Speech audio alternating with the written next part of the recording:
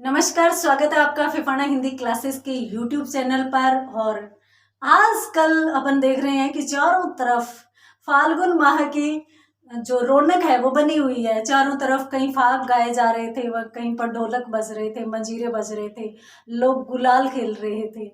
तो ये जो महीना अपना बीता है ये बहुत ही हर्षोल्लास में बीता है। चारों तरफ होली के गीत थे और अब गणगौर के गीत। तो चारों तरफ हर्षोल्लास है। और एक चीज ये भी है, अपने यहाँ कहावत है कि तीज त्योहारा बावड़ी ले डूबी गणगौर। गणगौर के बाद थोड़ी सी शांति हो जाएगी, यानी कुछ दिन तक कोई भी त्योहार नहीं आने वाले। तो बसंत ऋतु में तो वैसे भी मन हर्षोल्लास के साथ रहता है। तो इस समय में बसंत ऋतु में अपनों ने त्योहार भी मनाए, बसंत पंचमी भी मनाई। तो ये महीना अपना बहुत ही अच्छे से बीता। अब आप सोच रहे होंगे कि बीए पार्ट 3 के काव्य की क्लास है और मैं गीतों की, रंगों की, ढोल मंजीरों की बात कर रही हूँ। इसलिए कर रही हूँ कि क्योंकि धर्मवीर भारती की जो आगे वाली अपन कविता पढ़ने जा रहे हैं वो एक गीत ही है।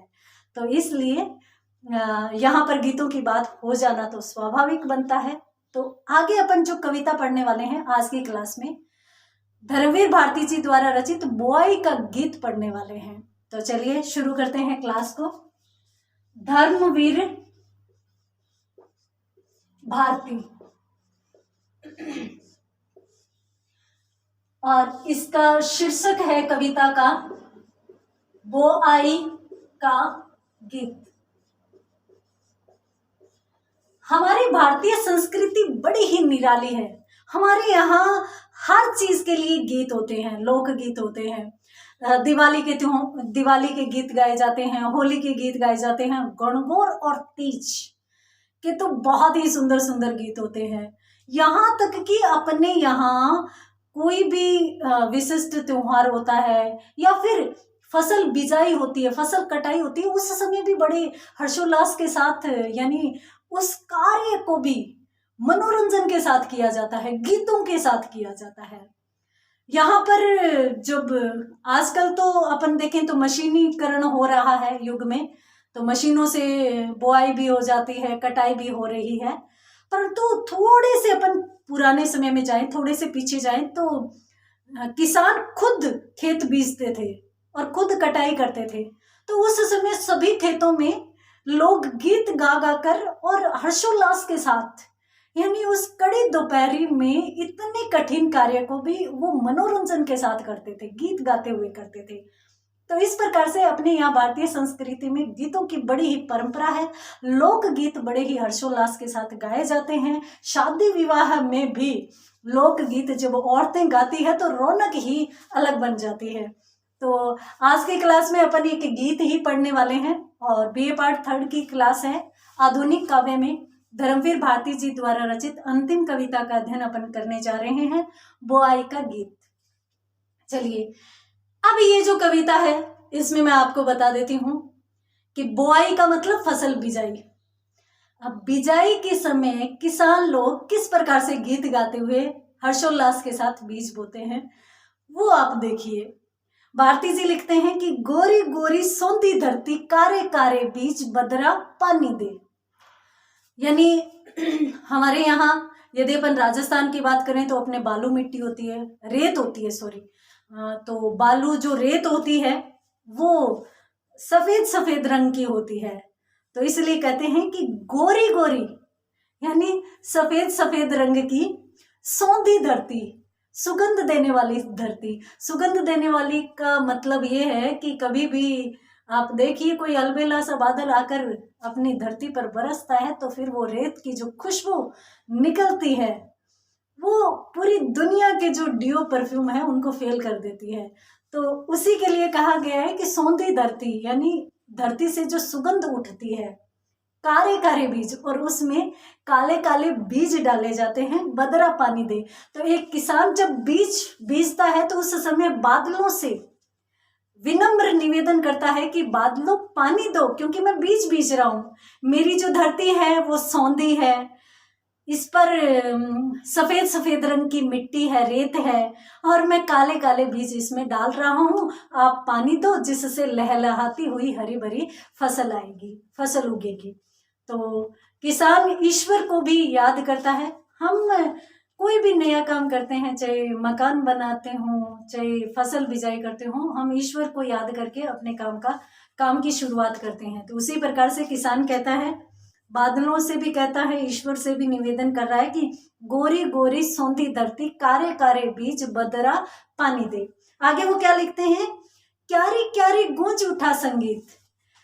हर एक खेत में, हर एक क्यारी में किसानों के गीत गूंज उठते हैं बिजाई के टाइम में। बोने वालों, नई फसल में बोओगी क्या चीज, बदरा पानी दे। अब इस गीत में ये है कि सब किसान जब एक साथ फसल बीजते हैं तो आपस में वो बात भी करते हैं। पहले मिलते हैं कि बोलो बोने वालों, नई फसल में बोओगे क्या चीज, कौन सी फसल बोने वाले हो। अपन जानते हैं कि रबी और खरीफ की फसल बोई जाती है। तो रबी के समय कौन सी फसल को बीजा जाएगा, खरीफ के समय कौन कौन सी, अनेक फसलें होती है तो कहाँ पर कौन कौन सी फसल को बोया जाएगा। तो किसान आपस में विचार विमर्श करते हैं। तो उस बात को भी गीत में शामिल किया गया है। क्या किया गया है, क्यारी क्यारी गूंज उठा संगीत, बोने वालों नई फसल में बोओगे क्या चीज, बदरा पानी दे। आगे वो लिखते हैं, अब जैसे पूछा जाता है कि भाई कौन कौन सी चीज बोओगे, तो एक व्यक्ति बोलता है, मैं बोऊंगा वीर बहुटी, इंद्रधनुष सतरंग, नए सितारे नई पीढ़ियां, नए धान का रंग, बदरा पानी दे। अब यहाँ पर एक व्यक्ति कहता है, एक किसान कहता है कि मैं बोऊंगा वीर बहुटी। वीर बहुटी का मतलब होता है कि मैं वीर रस को बोऊंगा, और बहुटी खाद्यान्न का प्रतीक है यहाँ पर। तो मैं अब अपने, यदि अपन राजस्थान की देखें तो वीरों और वीरांगनाओं की भूमि है। हमारे यहाँ तो पालने में भी माँ बच्चे को वीर रस के बारे में सिखाती है कि अपनी धरती को किसी को नहीं देना है। तो उसी बात के लिए कहा गया है कि मैं बोऊंगा वीर बहुटी, यानी मैं वीर रस रूपी खाद्यान्न बोऊंगा, इंद्रधनुषी सतरंग, और मेरी फसल में इंद्रधनुष के समान सातों रंग आएंगे, अर्थात अलग अलग फसलें मैं बोऊंगा।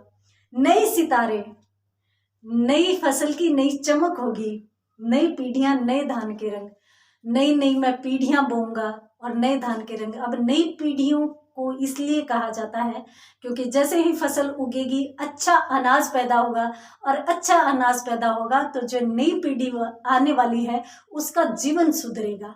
तो नई पीढ़ी का जीवन किस पर निर्भर होगा, मेरी फसल पर निर्भर होगा। तो इसलिए कहा गया है कि मैं नई पीढ़ियों और नए नए धान का रंग बोने वाला हूँ। तो इस प्रकार से, और कहते हैं कि बदरा पानी दे।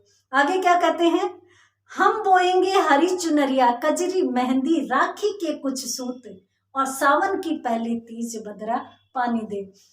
कि हम ये जो बो रहे हैं ये मात्र बीज नहीं है, ये हरी चुनरिया है, कजरी यानी काजल है, मेहंदी है, राखी का बंधन है, और सावन की पहली तीज है, बदरा पानी दे।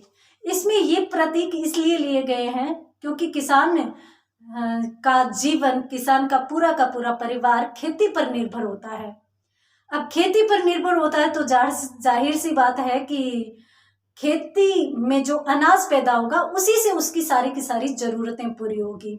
अब उस अनाज से जो धन मिलेगा उसी से तो वो अपने घर में औरतों को, अपनी पत्नी को हरे रंग की चुनरिया, चूड़ियां वगैरह ला के देगा, उसी से काजल और मेहंदी घर में लाया जाएगा, और उसी से ही राखी के बंधन को पूरे रूप से, यानी राखी के जो त्योहार को वो भी मनाया जाएगा, और साथ साथ से श्रावणी तीज को भी इसी से मनाया जाएगा। आप देखिए अब बसंत ऋतु चल रही है, अभी फसल की कटाई कहीं पर हो रही है, होगी, और फसल की कटाई होते ही श्रावणी तीज आएगी। उसके बाद यानी दूसरी फसल अपन बोएंगे तब श्रावणी तीज आएगी। तो इसलिए कहते हैं कि यहाँ पर जो अनाज पैदा होगा, अच्छा अनाज होगा तो त्योहार बहुत अच्छे से मनाए जाएंगे। तो किसान के जीवन का पूरा विवरण इस कविता में दिया गया है। तो ये कविता थी भारती जी द्वारा रचित, बहुत ही रोचक और बहुत ही महत्वपूर्ण। यहाँ तक कि एक गीत ही है जो किसान फसल को बीजते टाइम में गाते हैं। एक बार मैं फिर से वाचन कर देती हूँ, आपको फिर से समझ में भी आ जाएगा, और यदि आपके पास कविता नहीं है तो आप लिख भी लें। गोरी गोरी सौंधी धरती, कारे कारे बीज बदरा पानी दे। क्यारी क्यारी गूंज उठा संगीत, बोने वालों नई फसल में बोओगे क्या चीज, बदरा पानी दे। मैं बोऊंगा वीर बहुटी, इंद्रधनुष सतरंग, नए सितारे नई पीढ़ियां नए धान का रंग, बदरा पानी दे। हम बोएंगे हरी चुनरिया, कजरी मेहंदी, राखी के कुछ सूत और सावन की पहली तीज, बदरा पानी दे। तो ये थी भारती जी द्वारा रचित एक बहुत ही छोटी सी और सुंदर सी कविता। उम्मीद करती हूँ कि आपको समझ में आई होगी। तो आज की क्लास में इतना ही, मिलते हैं अगली क्लास में अगले टॉपिक के साथ। तब तक के लिए धन्यवाद।